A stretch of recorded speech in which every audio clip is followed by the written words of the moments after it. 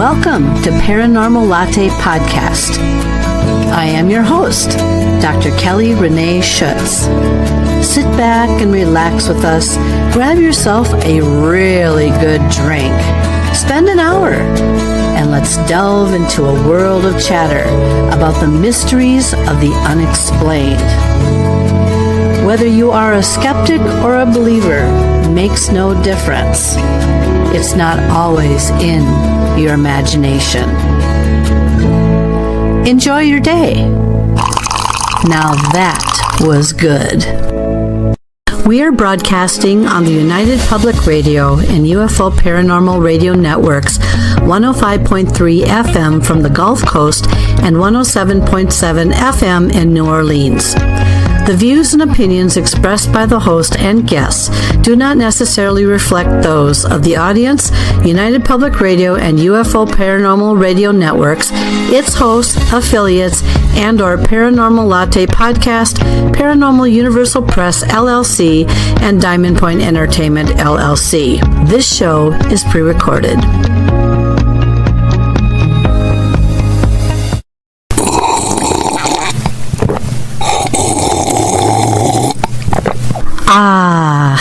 Now that was good.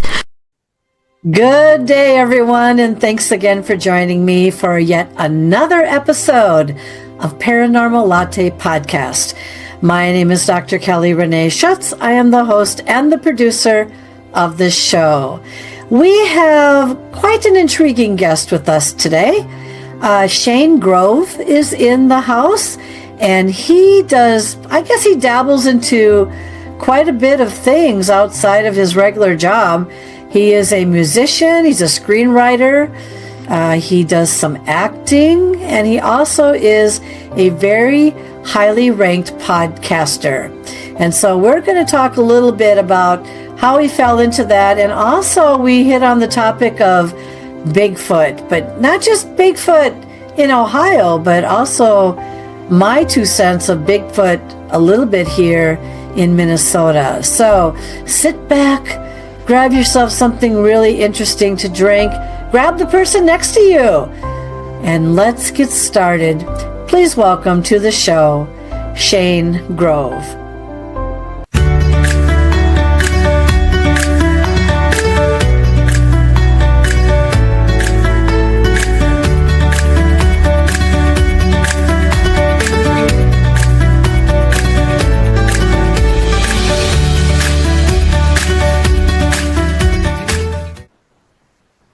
Well, good day, Shane, and thank you so very much for being on the show today. Well, thank you for inviting me on. I mean, you must really be hard up for guests, but I appreciate the invite. You know, I really sat there and I struggled, and I thought, who could I put on next that would be so entertaining? And then all of a sudden, the light bulb came on, and your name just splashed all over it. So anyway, welcome to the show. Shane is a very interesting gentleman here, and he's got quite a resume, and we're going to get to that a little bit later on in the show. But I think we're going to just kind of have him start out by telling us just a little bit about what he's currently doing, and then we'll kind of get the foundation going, and then we'll move it from there. Well, I have to assume that I am here because I host the podcast of From the Shadows, and and that's a show where it's similar to some of the other paranormal podcasts out there where we interview eyewitnesses. That's our favorite thing to do, is to have people come on that have experiences, and we talk to everybody, whether it's somebody had a ghost, somebody saw a UFO, Bigfoot. A popular one right now is Dogman, which is interesting because Dogman is not something that we had talked to a lot of people about, but that is why we started our show in the first place. And for those who don't know, my partner, who I started the show with, back in 2019 now. Holy smokes. Has it been that long? You can't make me look at those numbers and come face to face with that reality. But some people might be familiar with a Dogman story that is told by a municipal court judge. That judge is the guy who I started the podcast with. We were lifelong friends. I mean, since we were probably first. He's a grade older than me. He's first, second grade or whatever. Grew up, played basketball together, coach basketball. We've had kids at the same time. We still live in the same area. He is a judge in the area where we live. His name is also Shane. So it was kind of out of necessity to differentiate us. We just called him the judge. Well, he had an experience when we were in high school, and I hate to give away our age, but in the late 80s, he had an experience that I remember him having. He was out running one night along a cornfield, and some crazy stuff happened to him. And the next night, all of us guys that play basketball together were playing cards or whatever, and he starts asking us, "Hey guys, this what happened to me on the road last night while I was running. What do you think it was? What do you think was in the cornfield? What do you think could have been pacing me?" Now, of course, this is the late 80s. You didn't think Bigfoot. You didn't even know what Dogman was. Right. We're like, was it a deer? Come on, man. Get a hold of yourself. All right. Well, by the reaction that most of us gave him, he never told us the rest of the story. So fast forward 30 some years. It's probably 30 years. And I'm out on the mail route because my day job is I'm a mailman. And everybody who listens to the show knows that and has a lot of fun with it. But he calls me up and he says, "Hey, I figured out what it was I saw that night." And I'm like, "Well, what do you?" And I knew exactly what night he was talking about because we, as a group of guys, had talked about that night numerous times because we, over the years, we still got together and played poker. And we just, rehashing old times. And I said, "Well, what do you think you saw?" And he said he was reading a Linda Gottfried book. And he goes, "I believe I saw a Dogman." And I'm like, "What are you talking?" I go, "First of all, why do you, explain to me what you saw?" And so he described what he didn't describe to us that next night was, this creature stepping out of the corn with looking like a Doberman pinscher, like the Egyptian god Anubis is how he described it. And once that sunk in, and by this time, we're in the mid, 2017, 18, the paranormal stuff has become more mainstream. Yeah. Okay. And we all loved it as kids. Like, in search of the first time you saw the Patterson Gimlin film, we were kids and I'd buy every ghost book, Bermuda Triangle book, which was big in the set. Like, whatever happened to the Bermuda Triangle, by the way? Anyway, Bigfoot and all that stuff. We just ate it up, but you didn't think that stuff happened in Ohio where we lived.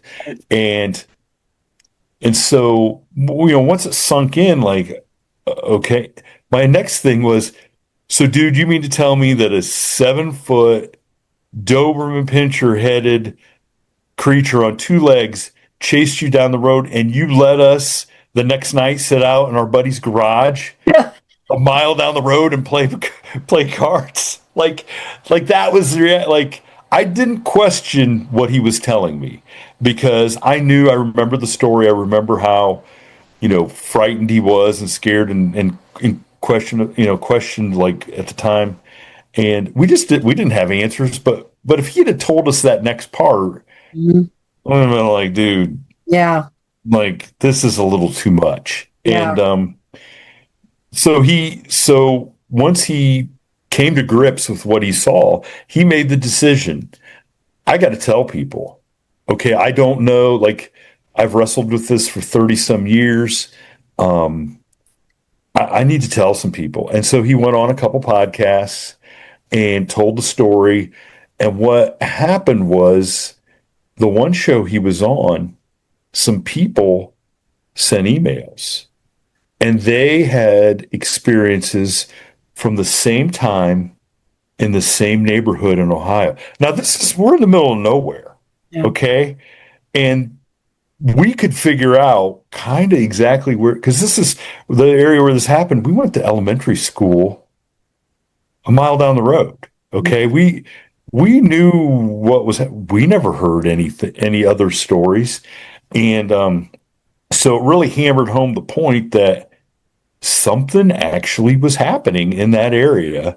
And then, of course, the judge got the bright idea. He goes, man, we should start a podcast. I had never even listened to a podcast. No. I didn't even know what one was. And and so, by hook or crook, we started a podcast, and probably within the first 30 or 40 episodes, we had Linda Gottfried on. Mm-hmm. And it was kind of a watershed moment for us to talk to somebody that, by now I had read some of her stuff, and to get to really talk to her about what his experience was. And she told us something that in her investigation, because Bray Road looked really similar if you looked on Google Earth to our area where he had his experience and we lived, that she was just like running out of things to try to explain what was going on. And she laid a map of Indian burial mounds over top of Dogman sightings. And it just matched, like it was weird. And so she told us that in the show. That's something we never considered. Because like I said, we grew up in this area. We had friends, this was our backyard, basically. Mm-hmm. So I'm on the mail route a week or two after we interview Linda Gottfried, and I get this text message from the judge. And then he calls me. He goes, look at what I just sent you. And it was a link to the Ohio Department of, I don't even know if it was natural resources, whatever it was, though, it was Indian burial mounds. And in the field where the person who emailed to the program and had an experience, and the field right by the road where he had were two Indian burial mounds that we never knew were there, had no idea they were, like I said, they were in our backyard. And what we found out then from being able to talk to people is there's a lot of farmers, especially in Ohio, that have Indian burial mounds on their property. They don't make a big, the state knows they're there. But if somebody goes in and disturbs them, then the state comes in and does an excavation and kind of closes stuff down, like it's a historical site and or whatever. So they kind of don't say anything because they don't want people messing with them. Mm-hmm. So that just started us on like when those things start lining up, you're like, you think to yourself, okay, there must be something to this. And 600 episodes later, we've not run out of people to talk to about experiences. And it is like when somebody tells me, hey, look, I haven't told the story in 30 years. I didn't know who to talk to. I heard you guys, or I heard you, and I feel like I could be comfortable talking to you.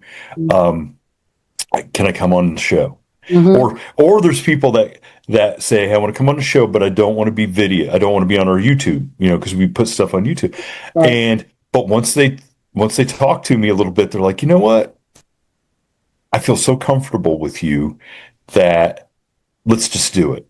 Mm-hmm. I don't care. I feel comfortable. I feel like you'll protect me or stand up for me or whatever, or it's going to be a good experience. And that is what makes me feel good, is that people trust me with stuff that, could change their lives. But the judge always says, look, I have to get elected every 6 years, even though we're in our community where we grew up, because his brother is the other judge. And his brother was like, don't you dare tell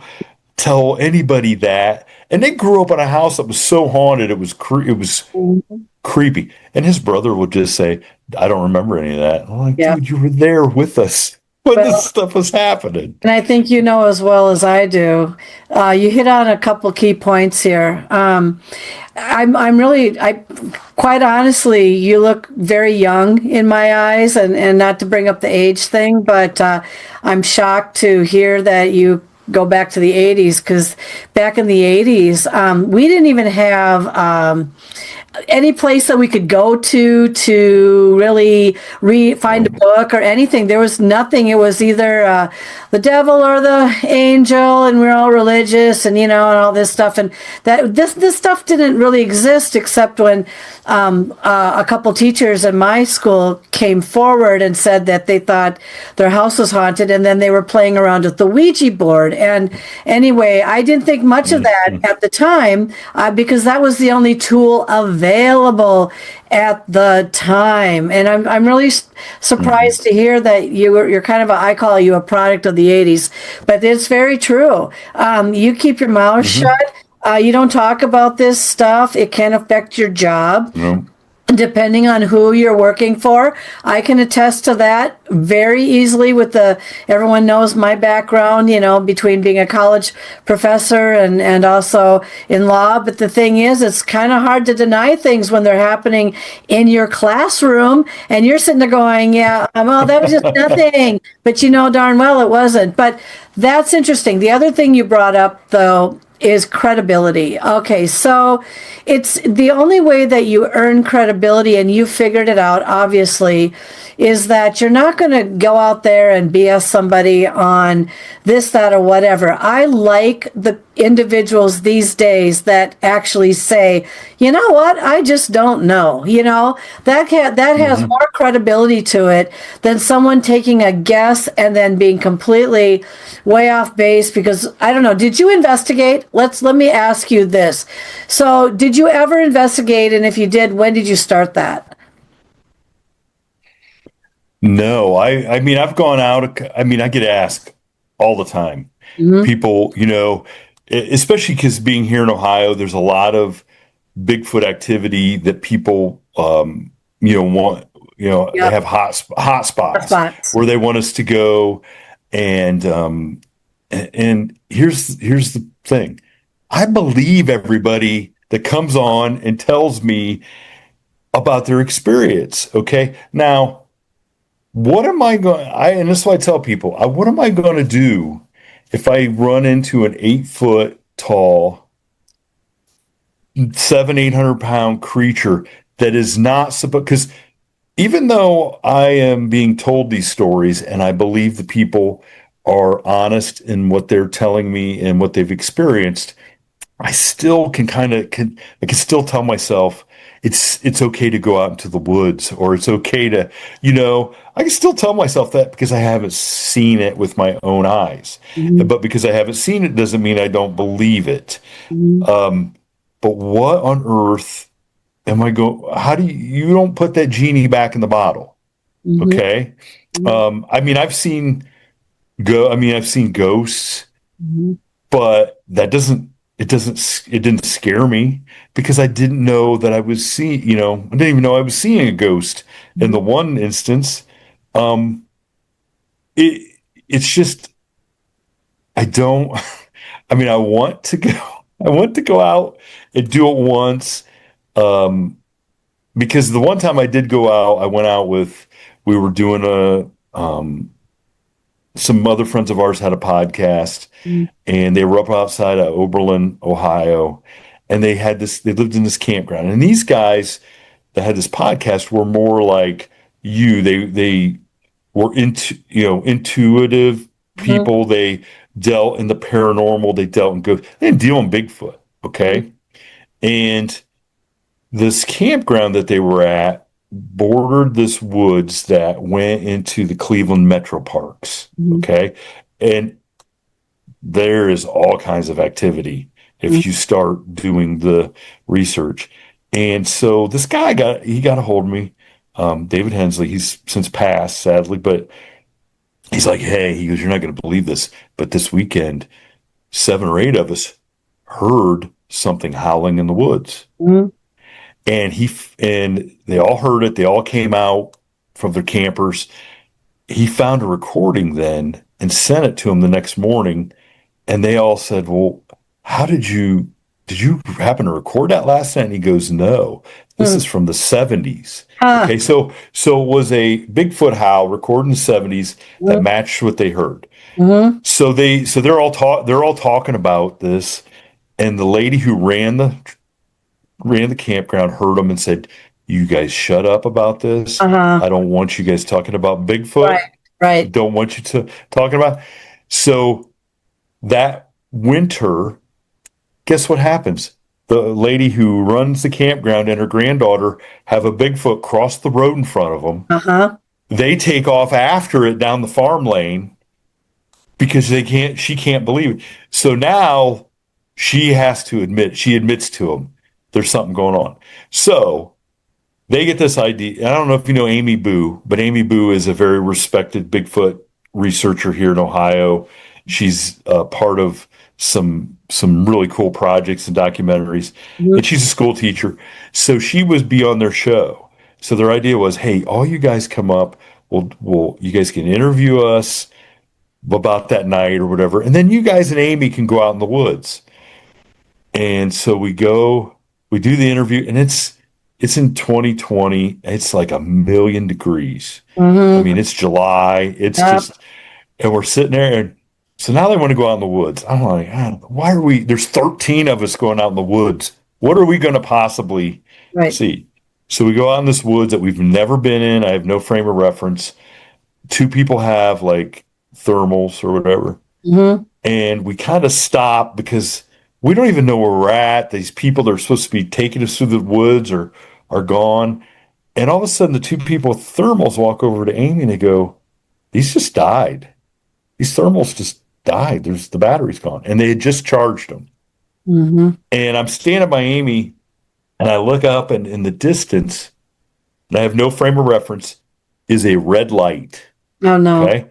Now, I don't know if I'm looking through the woods into a field and seeing somebody's tail light. I don't know if I'm seeing like on a cell tower or something. Yeah.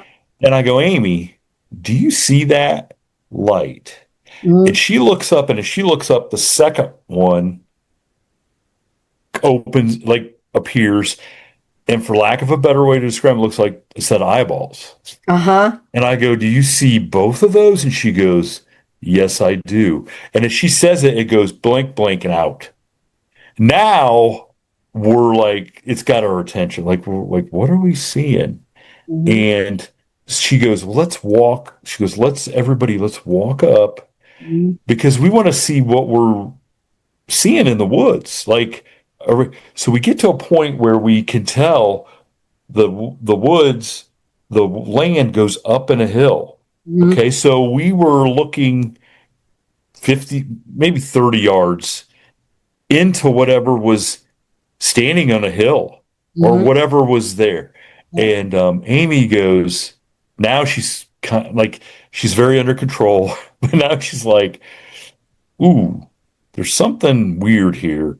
I've never experienced this. She goes, let's all spread out a little bit and just be quiet. And so now, and here's why I don't go, because now I'm like, I'm not afraid. I want to know what these lights are, which is probably the reaction you shouldn't have.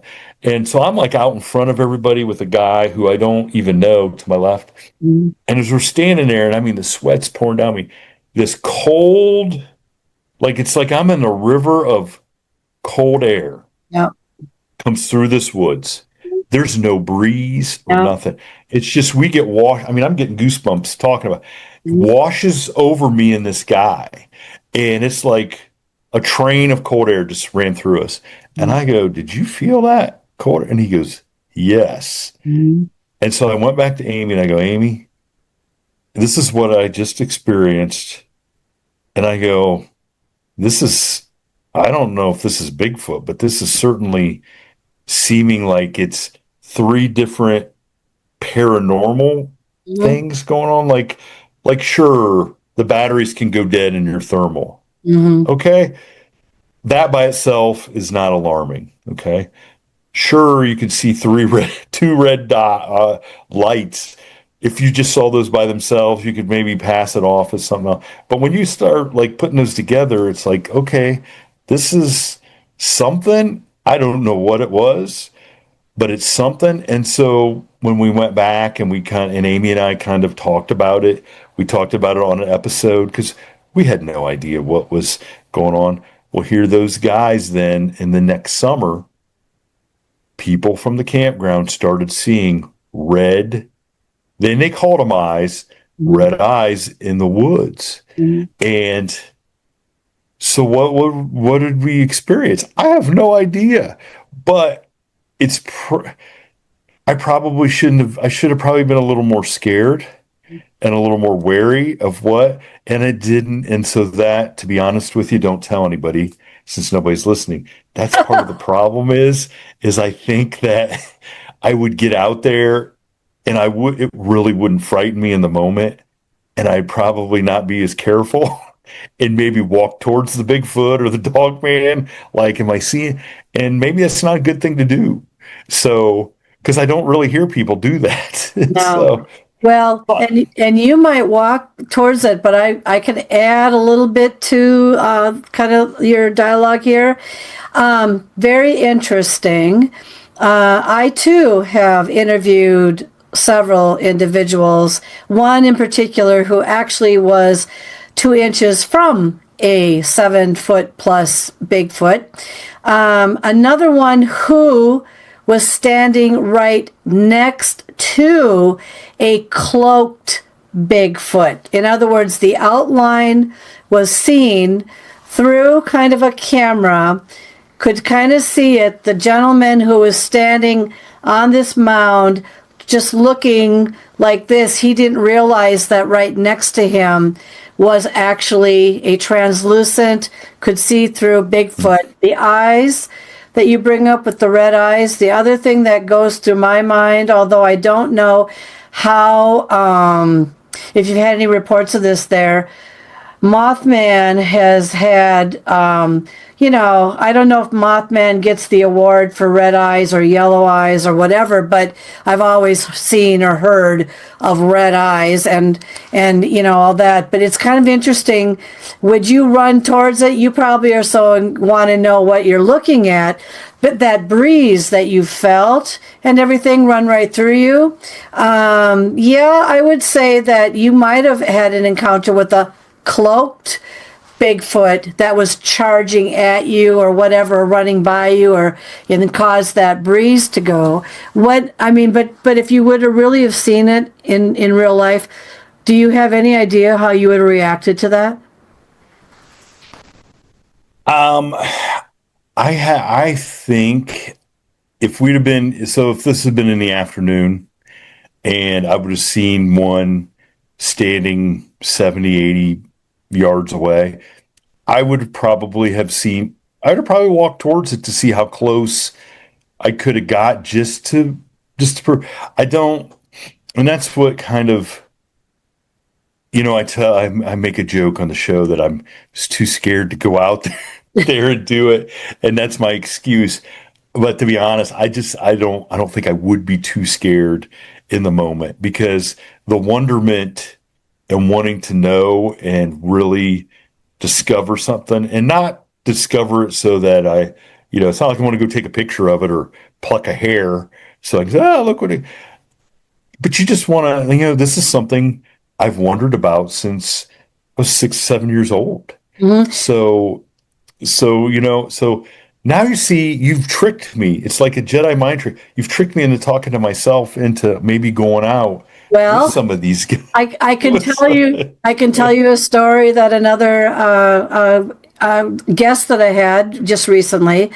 He was out in the woods when he was around age 13, 14, something like that, and he was playing paintball with those guns, with the paintballs that spit out of the guns, with his friend. And he thought that he saw his friend sitting by a tree. He thought it was him, so he came up on him at so much distance and he started shooting his paintballs at this thing, which he thought was his friend, until his friend said, "Hey, where are you?" He thought he also saw him by the tree, until they realized that they were nowhere near the tree. And then what was at the tree stood up, and it was massive. He said it was, your typical 7-8 feet tall, massive being. But here he is, they're both literally shooting at what they thought was each other. And they were shooting at this Bigfoot. And I said, well, then how did the Bigfoot react? I mean, did it even feel those paintballs? He goes, you know what? It was as if it never felt him at all. It was like he just kind of got up, took one look, and just and then they were like out of there. So the thing is, I have not yet, and I'm not saying that it hasn't happened, I have not yet interviewed anyone who has, that one gal, she was 2 inches away from one. I'll tell you that story real quick. She was on a back road. She thought she saw a UFO. I think this was somewhere between Ohio and Pennsylvania, if I remember her right. And so she decided to chase after the UFO.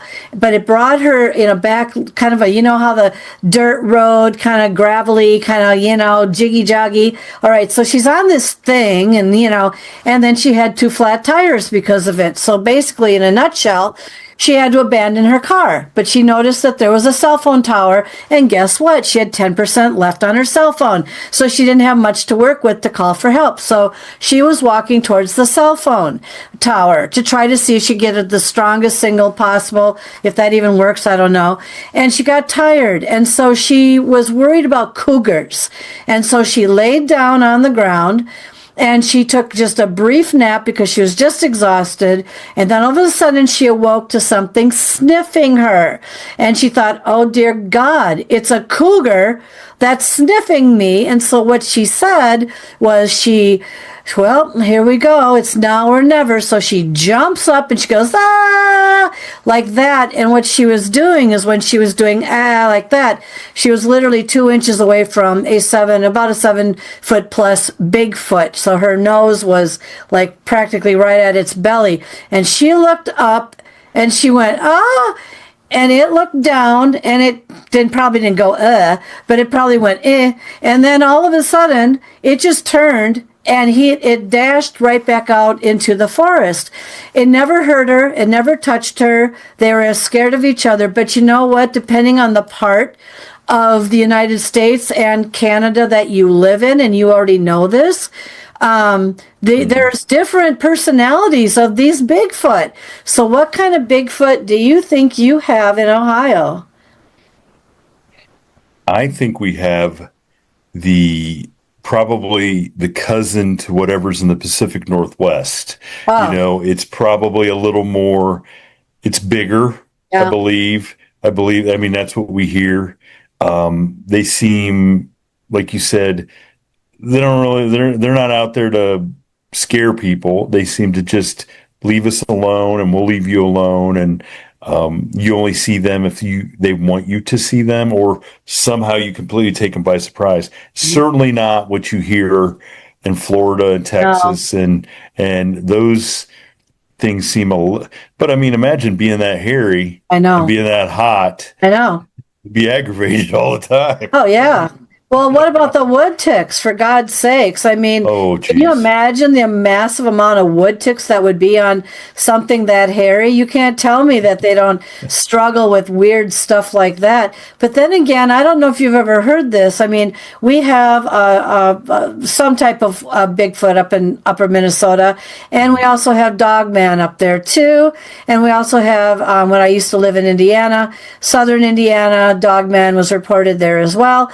But they had always reported up in upper Minnesota, and I have my art gallery. I'm up there, and so there have been reports of them coming down, which means that they're coming a little bit more aggressively towards people's homes or cabins that are in the woods, and it's starting to bug a few people because they hear them, they see them, and all that sort of thing. But there's also an association here, they claim, and I'm going to ask you if you've heard of this, that when there is a Bigfoot in the area, there's also blue orbs that are also somehow seen either before or after a Bigfoot sighting. Have you heard of anything like that in Ohio, where you're from?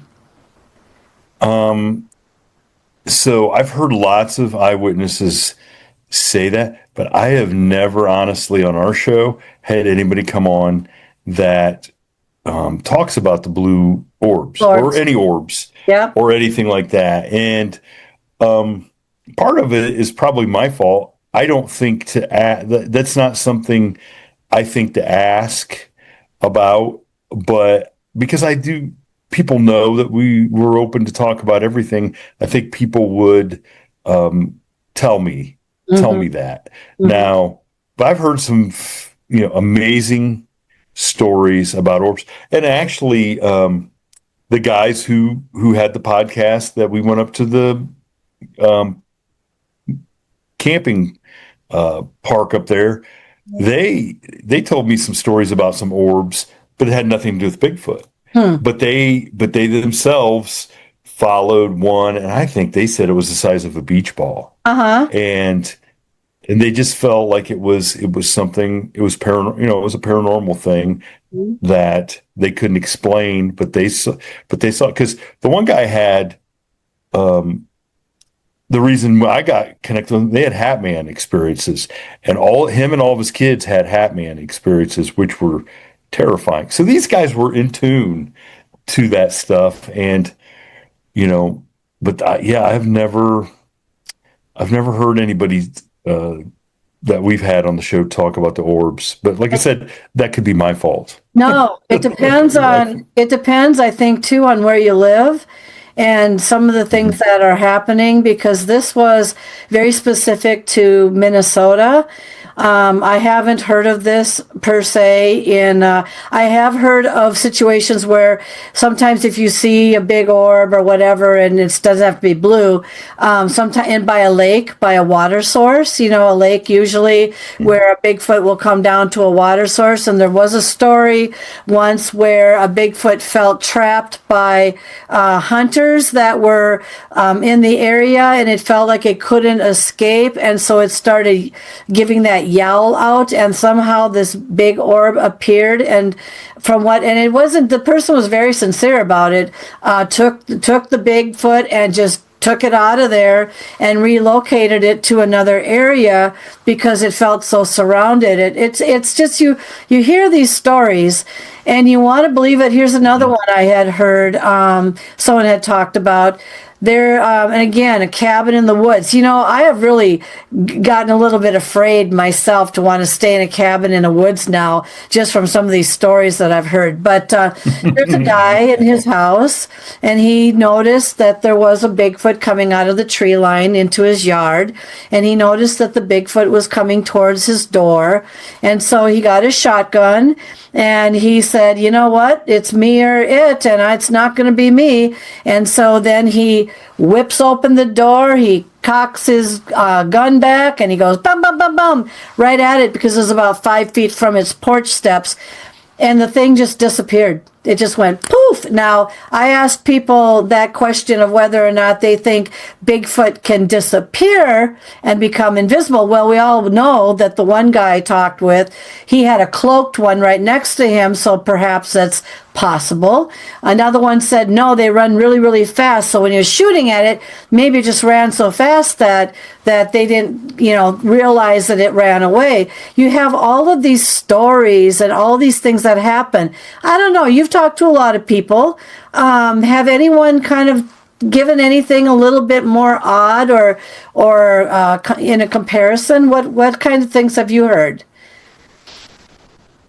Well, we're starting to,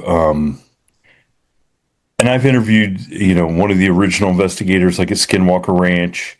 I've interviewed the gentleman who's down there investigating what they call the meadow in Georgia. I think it's Georgia, which are believed to be places where there's like portals. Portals. Mm-hmm. Okay, Yep. portals, and we just had a gentleman on the last week, or last week when we're recording this in Texas, Mm-hmm. who has he has some stuff going on that I just had to say, no, I don't know.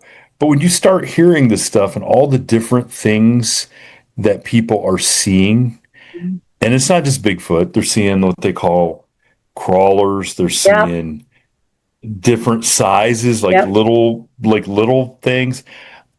It's there's got to be something to the whole interdimensional thing, Yeah. like travel. And the best was Christopher O'Brien, the guy who was one of the first guys at Skinwalker back when it was just cattle mutilations and they couldn't figure it out. Yeah. And he told us, and he said he stood there with like three other people and watched what looked like, I mean, like I'll age us again. You know, the Bugs Bunny cartoons where they'd order the manhole from Acme and throw it on, and you could go like it was like a hole opening up that you could see into, and watching a creature step out of that hole and be like, okay, now I'm on this side and I'm going to go. And so I've also gotten reports from people who have reported intelligent high levels of intelligent clearance in various branches of the military that Bigfoot as we know it is just an alien species that the government knows about, one of many that we know about, and that they are not necessarily a alien species that is themselves, but they are part of another species, like they're scouts for another alien species, and are sent down here. They were sent down here to, you know, I don't know, but do you know? but but for everything that you feel like when you start pulling on a string, like I want to see where this goes, you get to the end of it and you're like, well, that makes as much sense as anything else. Yeah. You know, I mean, probably what really makes the most sense is this is just a big undiscovered ape that we haven't caught up with yet. Right. However, there's way too many other things going on for that just to be like that. But who knows? Maybe Bigfoot's sitting around together and they're like, what the heck is that Dogman thing? Did you I see know. that? Like, what are those UFO, these orbs? I don't even know what these blue balls going. Like, they're like probably the same thing. Like, I don't know. And then the human was there and he saw it and he just took off and ran. Well, what's this human? This human looks really weird, you know, and well, but you know what? I have also heard, just from talking to several, there's a road in Maine, and I'm probably going to reach out because my husband and I are going to go up there at some point. But there is a road in Maine where they seem to have an awful lot of. You mentioned crawlers. I can't remember. There's a different name for it, but our good friend Brent Thomas thinks crawlers are what used to be called ghouls. ghouls. Okay, ghouls. Okay, and so he believes that ghouls were like a Europe. That was something in Europe. Where the original werewolves and Dracula and stuff. That was part of the lore in Europe. Were these creatures that were just in search of dead bodies? Yeah. Okay, and he thinks that's what when people call them crawlers, he thinks that's what people are encountering are things that used to be called ghouls. Interesting. So if you want to go to Maine and you want to go down Ghoul Road, we're going to go down Ghoul Road, and then what's going to happen? I'm going to sit there and drive like this. And I'll say, what the heck was that? I have an interesting story. And so we were, for my birthday, actually, last year, almost to the day, went to a train car up in Upper Minnesota, very popular place, bed and breakfast, had our own train car to ourselves. And this is where I actually photographed made the paper. A shadow person that was in the hallway. I just felt something and I knew. But anyway, long story short, we were out in the creepy back. You know what it's like. You're out in farmland. You've got the corn all the way up to here and everything. You don't know what's going to come jumping out of the corn, right? So my husband and I are driving down the road and I'm going, now just keep your eyes peeled because we're looking for deer. We're looking for raccoons. We're looking for not wolves. Coyotes. Thank you. And so I said, no, I'm not going to hit anything tonight because it's my birthday, and that was before, this whole thing with the shadow person. But anyway, yep, something actually came out of the corn. And I said, what the heck is that? And I slowed down, and when the lights hit something, right away it's all kind of blindy, and it's kind of, you can't make it out right away because it's kind of creepy. Well, it was a cow. Okay, so somebody's cow got loose, and here we are expecting like a Dogman or something really weird or something like, wow, out in the middle of nowhere. And it was a cow. Bessie got loose from the farm and was making her way to somebody else's farm because she was going on strike or really ticked off or whatever. And off she went. There goes Bessie. But you know what? You never know what comes out of the corn. And I've actually interviewed somebody who had an experience, two people actually had an experience with UFOs that like to somehow come either out or go over the corn. And one was beamed. Yeah, he was beamed by it. And we had a long discussion about what he remembers and missing time and all this stuff. And another one, he just saw it. And there was one that just went around and went back. And so it's kind of interesting. I want to do a segment, or I don't think I'll be able to have enough to write a book, but on these weird things that come out of the corn, that kind of thing. Well, the judge has the idea he wants to go out to the road because here's what's crazy is when he tells his story, but there was at that time in that mile there was one house, and it was a farmhouse about halfway down that nobody lived in, and he thought he could climb up the tree. That was what's going through his head, and they had cut the limbs off. Okay? His daughter and her husband just bought that house. Okay. And are redoing it. Oh, God. And so he wants to go out with our producer, Phil, who's a movie guy. He's a movie producer. And he wants to go out on Halloween, and he wants to do like a live with Phil. And we just want to do it on YouTube and Instagram and walk down Temple Road and kind of go play by play. I'm like, dude, I don't know. I know. I mean, if it would be fun. I mean, we get people. You'd be amazed. People will hear that, and they'll send us pictures of the road sign, Temple Road, of them standing by the road sign, and it's kind of cool. It's kind of cool, but I mean, I was a kid. I grew up out in the middle of nowhere where we were one of two houses on the mile. Yep. And you just walked up and down the roads at night and messing around, and you didn't really think much of it. And I'm glad because we were innocent enough not to be scared. Well, tell me about it. I was the same thing. I was a farm girl. I mean, or at least a rural girl. I mean, I was a farm girl, but we had a tree line. We played in the woods. We went to find people's junk. Yeah. They used to throw in the woods and create forts. Yeah. That in the whole 10 years, we had fun back when I was younger. I don't know if these kids do much of that anymore, and any more these days. But if I would have thought about we didn't know anything about creepy. We were too afraid of snakes and raccoons and coyotes and all things like that. That's what we were afraid of. Wood ticks. I mean, just really weird stuff. But this day and age, I don't know. I've heard so much stuff talking with people that I don't know. There's certain places I'm not quite sure. I am going to, at some point though, I am going to go to the Olympia Peninsula, if that's what they call it, up in the Pacific Northwest, because I hear it's relatively active up there, and I just kind of want to go up there and just see a little. I'm not going to explore, not very much. It usually comes to me. Would you call yourself a sensitive at all? Do things come to you at all? Do you know? I mean,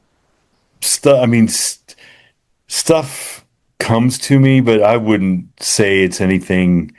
I wouldn't categorize it anything like special. I just think it's because I'm old and I have considered all the options. Yeah. and Yeah. I mean, I wouldn't. I wouldn't say that. I mean, if I did, I'd have won the Powerball last week. I mean, come on. Numbers can be really, really, tell me about it. Let's see, I can't remember who won it. Texas and some other place. Missouri, I can't remember. Yeah, Missouri. But you know what? We're all going for it. I mean, it was like, boy, wouldn't this be great? What would I do with all this money? Then you'd have people sending you volumes and volumes of, please help me letters. That's how it works with the Powerball. So you don't need the money, give it to me. So, well, you know what? We'll have to have you back. Very interesting, very fun. You've got so much going on in your life. Why don't you tell people a little bit about if they want to reach out to you, kinds of things that you do. I can't remember if you have a book or not. I can't remember, but you do have movies, I think. So I mean, there's some books out there. That's really a bad chapter, no pun intended, of my life. Somebody misrepresented some stuff, but there's a couple screenplays that I wrote that a guy turned into books, but they were in screenplay form, and I'm like, nobody understands that. Right. But yeah, we do. I mean, if you want to come check out the show, the easiest thing to do is go to our website. It's fromtheshadowspodcast.com. It's got links to all of our social media. There's a contact button on there. And if somebody listening has an experience and they want to come on and share it with us, send me an email through the contact button. I'll get back to you. You can find me at Shane Grove Author on Instagram, and send me a message if you want. Like you said, I've produced and acted in a couple movies that are coming out next year. I mean, I've got some that I was in a little movie called, maybe you've heard of Shawshank Redemption. Uh-huh. I was in that way back in the day as a prisoner, but I've done some stuff. The judge and I were in a documentary, Small Town Monsters. If you want to see his story, called American Werewolves, we're the first story. But yeah, we do. I write music. I've got songs cut by somebody may know who Tanya Tucker is, and Waylon Jennings' grandson Way, and Eddie Montgomery and David Allen Coe. Those guys have cut some of my stuff, and so I've tried to do all kinds of. I just try to stay busy, be creative. But yeah, you can go. You can find us there. Follow us. Reach out to us. If you want to watch some episodes, go to YouTube and watch. If you want to listen to them. We just are glad that anybody pays attention to what we got to do, what we're doing. Well, and as well as I do, that our creative minds and spirits are never at rest. We like to create, and we like to explore, and we like to risk take too, whether we do it greatly or not greatly or whatever. You have to at least attempt it to try to get to greatly, but I'll have all of this in the show notes, and very interesting conversation with you tonight. Again, we'll have you back, and on behalf of the show, thank you so very much for being with us. Hey, thank you for having me. It's been a lot of fun, and I'd be glad to come back and talk anytime. Sounds good. Thank you for watching and listening to Paranormal Latte Podcast. We have been broadcasting on the United Public Radio and UFO Paranormal Radio Networks, 105.3 FM from the Gulf Coast and 107.7 FM in New Orleans, as well as several listening platforms. The content, music, and creative sound effects as heard on Paranormal Latte podcast are copyrighted and licensed commercially to Dr. Kelly Renee Schutz. Please do not reproduce in any manner without the express permission of Dr. Kelly Renee Schutz, Diamond Point Entertainment, LLC, Paranormal Universal Press, LLC, Paranormal Latte podcast, and or any affiliated networks such as the United Public Radio and UFO Paranormal Networks. The opinions and information expressed by the guests, hosts, and sources as heard and seen on the Paranormal Latte podcast are not necessarily those of Diamond Point Entertainment, LLC, Paranormal Universal Press, LLC, Paranormal Latte podcast, and the United Public Radio and UFO Paranormal Networks, as well as their producers. Although the content of the shows may be interesting, the information and opinions within are deemed for entertainment purposes only. Subscribe to continue your enjoyment and interest, and thank you for making Paranormal Latte podcast part of your day. Now that was good.